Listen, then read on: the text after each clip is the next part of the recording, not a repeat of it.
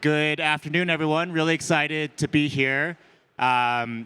We are hosting a panel this afternoon with a few good friends to share some observations and thoughts about the Web3 ecosystem, particularly from a venture capital perspective. So just a brief intro on myself. So my name is Andy Kangpan. I am part of the investment team at 2 Sigma Ventures, which is an early stage venture capital firm based primarily in New York, where I lead our crypto practice. I will pass it off to the panelists here shortly to give an intro to themselves. So Craig, do you want to start by giving a quick intro? Sure, yeah. Hey, everyone. Can you hear me? Yeah. Perfect. Craig Burrell, partner at Reciprocal Ventures. So we're an early stage venture capital firm focused on crypto and fintech. We're based in New York City. We do pre-seed through Series A. Yeah, we've been around the ecosystem since early 2017. I think this is my 3rd ETH Denver, so psyched to be back. This is one of my favorites. Yeah, that's me. Hey everyone, it's great to be here. I'm Caitlin. I am an investment partner here at Paradigm. We are a crypto firm founded in 2018 by Matt Huang and Fred Ursum. We take a pretty different approach to investing in the crypto ecosystem. We're quite hands-on as research collaborators with a bunch of our portfolio companies. We co-authored Uniswap v3, for example, and we also are a pretty avid open source contributor to different projects in the ecosystem, like Foundry and Reth. When it comes to investing, I personally focus a lot on application layer infrastructure. I work with companies like Blowfish, as well as on-chain marketplaces. I work with companies like Blur. Good afternoon, everyone. My name is Sean Chang. I'm from Consensus Mesh. I've been there for 5 years, and we are a builder and investor very broadly. Started by one of the co-founders of Ethereum, Joseph Lubin, and we run an incubator, an accelerator, and also do direct deals into investment DAOs as well as things up and down the entire Web3 stack. Excited to be here and meet many of you. All right. So to start, we're obviously in a very different market environment than we were last ETH Denver. There's been a lot of turbulence in the market and a lot of adverse events that have happened over the past few months. So I think it'd be really interesting to hear from each of you how your respective firms are thinking about the current environment, and particularly from a deployment standpoint, how you're approaching the space in the current environment. So Sean, why don't we start with you? Yeah, so because we've been here since 2017 or so, we've been here for bears and bulls and bears and bulls. We don't give a fuck. We will be here. We're so glad that you're here, especially builders, right? Give yourselves a hand. Seriously, like the people left and right of you are the people you want to know when prices go up. Because you're not here unless you really want it to be here, right? It's not like you're going to get on a plane or a train or a bus to come all the way here and kind of just like putz around. You're here because you either really believe in the use case or the product that you're building, or you're looking for people that also care, right? And so if you're deeply curious and you have the resolve to really focus on a problem that you're deeply passionate about, we want to talk to you.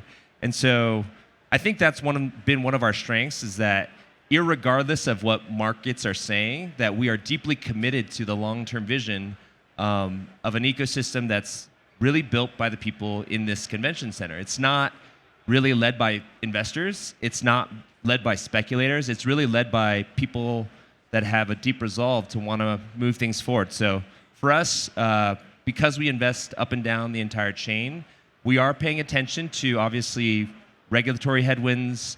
Obviously, enforcement is not a great way to regulate, but we also realize that there are things that are simultaneously being launched. So if it's Starbucks Odyssey or if it's Reddit's new NFTs, I find it quite ironic that it's divorced from people that are saying, hey, this is not necessarily supposed to be touching retail. And so right now, money crypto and tech crypto kind of are not talking to each other, despite being powered by the same decentralized systems and smart contracts and the things that each of you touch day in and day out. So for us, we are always open-minded and opportunistic, and are interested in talking to builders that feel the same way. So first of all, ditto. We're super excited to be here at ETH Denver this year. There's this great Warren Buffett quote where he says, be greedy when others are fearful and be fearful when others are greedy. And I think the former really applies to all of us in this building, and especially certainly here at Paradigm. We are probably more excited today to be investing in crypto companies than we were a year ago. We were started amidst a crypto bear in 2018, and many of the most important crypto companies were also founded during that year. Take a look at Uniswap, Starkware, and many important technological developments were also done during that time. So I'd expect no different from this year and next, and we're here for the long run. Can I triple ditto? Is that a thing? Yeah. No, totally agree. We've also been here through multiple, bear and bull cycles, and we try to focus as much as possible on pre-seed and seed and helping get product market fit. And to be honest, right now, like the pre-seed and seed markets are pretty open for business. There's a lot of financings happen, a lot of deals getting done. We've been averaging about deal a month, even through like the last year, through the downturn. So, it's a great time to be an early stage pre-seed, seed, even Series A founder in the crypto space. I think in terms of focus, the two biggest focuses for us right now are improving developer experience, improving user experience, just making it easier to onboard more Web2 devs into crypto, bring more Web2 people into crypto as well, designing for the people who are out there, not the people who are in here. But yeah. Awesome. Craig, since you touched on the activity particularly in the pre-seed and seed stage, and even touching on the Series A stage a bit, I think it would be helpful for folks in the room to better understand how investors today are actually thinking about some of the milestones that companies actually need to show investors to raise the round. And I think that's changed a lot in the past year. So Craig, maybe starting with you, we can just talk through how your firm thinks about pre-seed, seed, Series A investing and what you guys want to see. Yeah. So early on, right, when you're founding a company, you're making like all these educated guesses, right? Like, build a financial model, put a deck together. Everyone kind of knows, right? You're making educated guesses. I think, the more you can show to validate the assumptions you're making in those guesses, the easier it's going to be to get a round done and develop conviction. So, for any product, what we like to look for is design partners. At pre-seed, I always say, like, as you're getting your MVP together, start talking to design partners. Who are the customer profiles that you think you can target with this app, with this protocol, whatever it is, right? Have those conversations, get their feedback, get their input as you're designing, right? That way, when you bring it to market and you're ready for a beta, you can say to them, hey, why don't you come use it out, give us more feedback, and you bring them into the design process, the product development process. So it's like you're almost developing it for them specifically, and they're super incentivized to give you data and context to how to iterate. That also gives you logos and concrete data points to share in your deck for why you're building this the way that you're building it, right? Oh, XYZ company needs this solution. Here are the value propositions we're bringing to them. It's just way easier to articulate. Yeah, I think at the pre-seed and seed stage, it's a little bit more abstract. At Paradigm, we're really looking for very special founders. These are folks who are incredibly in tune and in touch with the crypto community. There are folks that are looking for emergent behaviors and are really able to turn that into an actual product. I think that takes a combination of many special things, whether it's like some unique core insight on the market, some prior experience working and building in crypto, maybe on the research side or at a company. And these are all sort of the great ingredients of a very high conviction founder that we'd want to support at their earliest days. And then when it comes to Series A, it's hard to be very prescriptive about it. Obviously, the metrics that we look at are quite different for something like a ZK proving service than it is for a DeFi lending protocol. But at that point, there should be some very strong indications of product market fit, whatever that means for your company. Yeah, I think for us, I look for obsession and also people that have a bias towards action, especially for people that want to solve their own problems. So the stories of MetaMask and Infura and Truffle, even in our early days, even to the more recent deals around VenturePunk or NFT Now or some of our investment DAOs, these builders were people that were obsessed with a problem and didn't wait for someone else. They said, we probably should build this because no one else is, and we're uniquely positioned because we understand the problem better than almost anyone else. So obsession helps, a bias towards action, and then I actually also like to talk to founders with a big chip on their shoulder. I like founders that have failed and can talk about what they've learned from their failures and how those failures uniquely equip them for the road ahead, especially if they're proposing to solve a very, very big or hard problem. I look for someone that really will be there, irregardless of an investor giving, a thumbs up. Amazing. We touched a little bit on how you all are thinking about investing generally as firms. I'd be really curious to hear a bit about thematically what's a sector or space within the crypto ecosystem that you've been following closely and are particularly excited about. So maybe, Sean, we can start with you on this one. We'd love to hear your thoughts there. Yeah, I would say two big ones are ZK broadly. How many of you went to the ZK day? All right, nice. Maybe like 5-10%. Room was packed. It was great. For those that are kind of here to learn or are exploring, we are all suffering from the trilemma, right? And so ZKs and the developments that we've seen over the last 7 months, so ZK VMs and all the amazing developments from Polygon and Matter and Scroll and Consensus itself, I'm very excited for it because I do think that it may replace some of where the TVL is today, how we're actually scaling and building solutions so that developers today, many of the people in this room should not have to take on the cognitive burden of the foundations shifting all the time.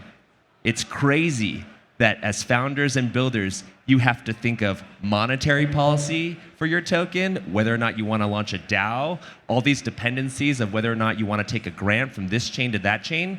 That's not normal.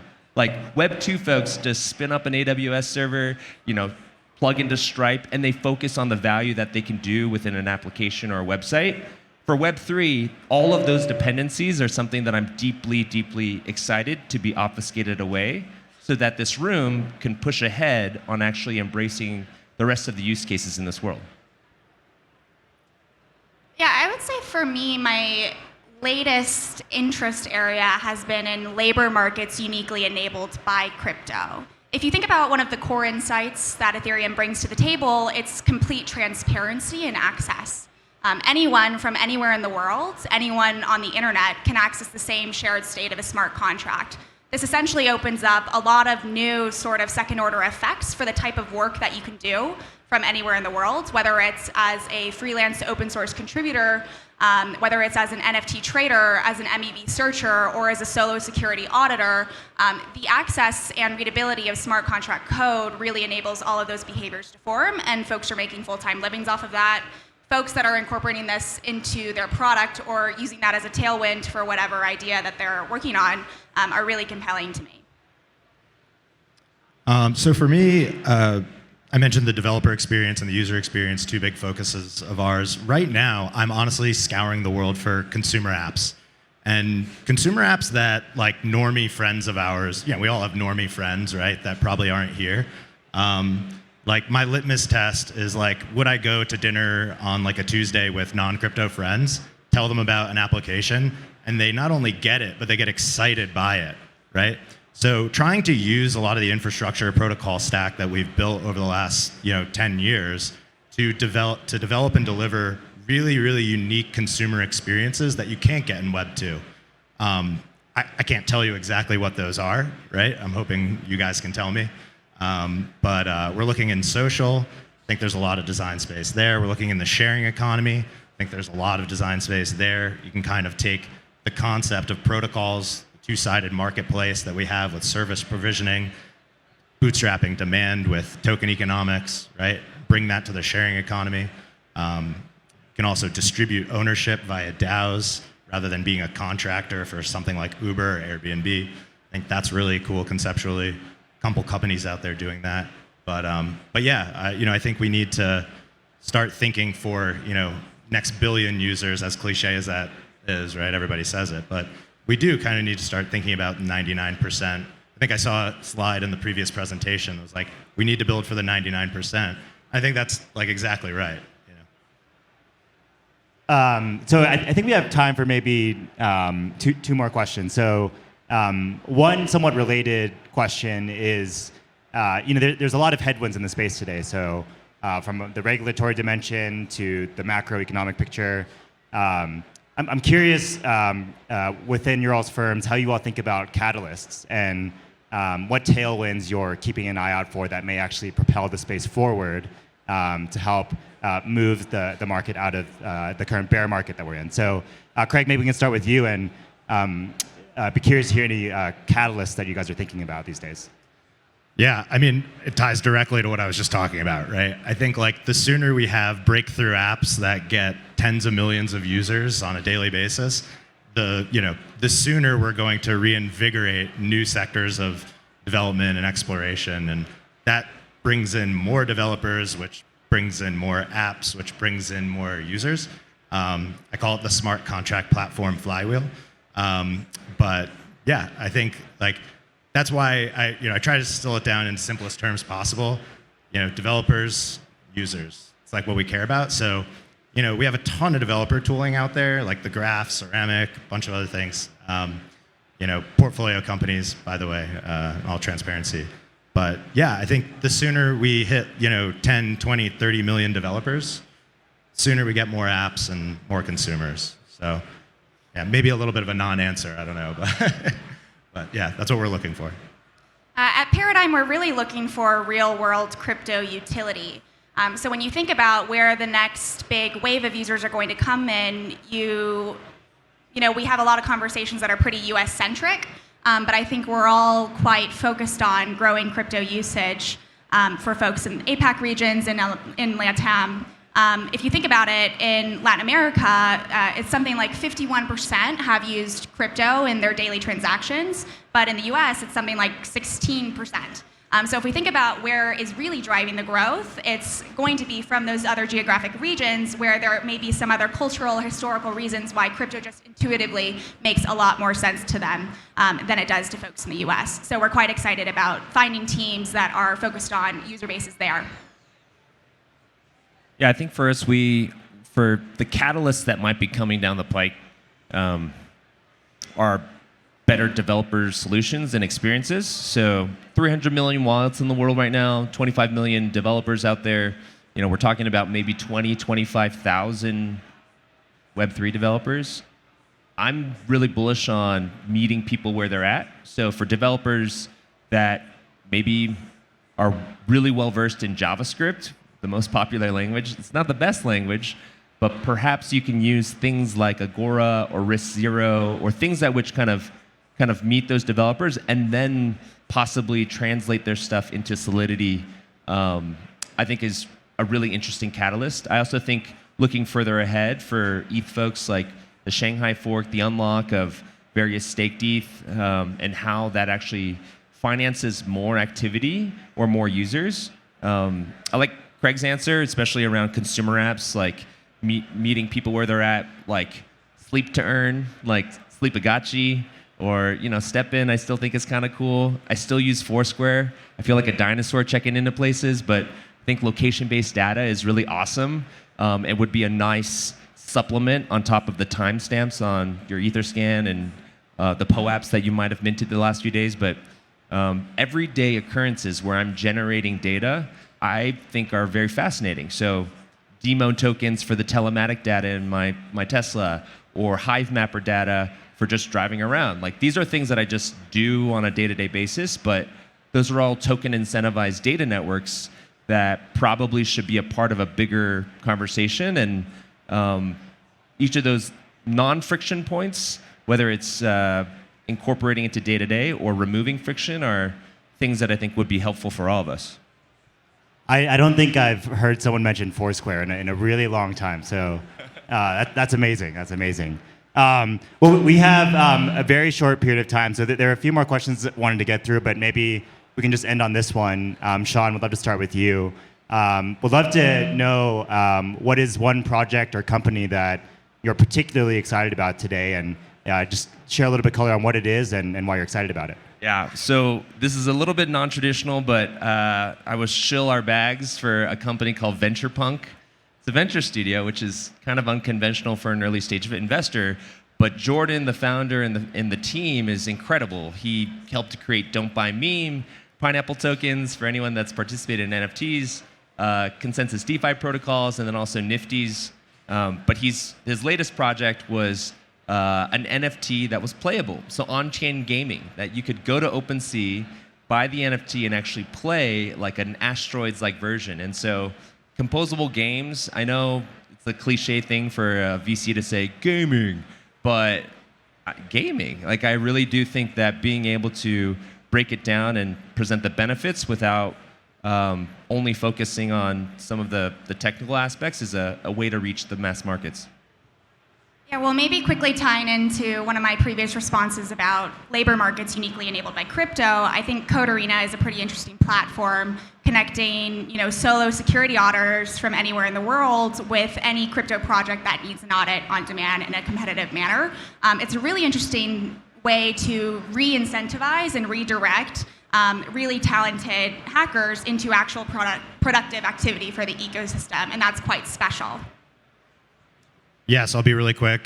Ceramic Network, portfolio company of ours, they just launched ComposeDB, first decentralized graph database in crypto. If you want to use mutable data streams, they have a booth right back there. They're enabling a lot of the really cool apps that I talked about earlier on the consumer front in terms of social, gaming, ride sharing, things like that.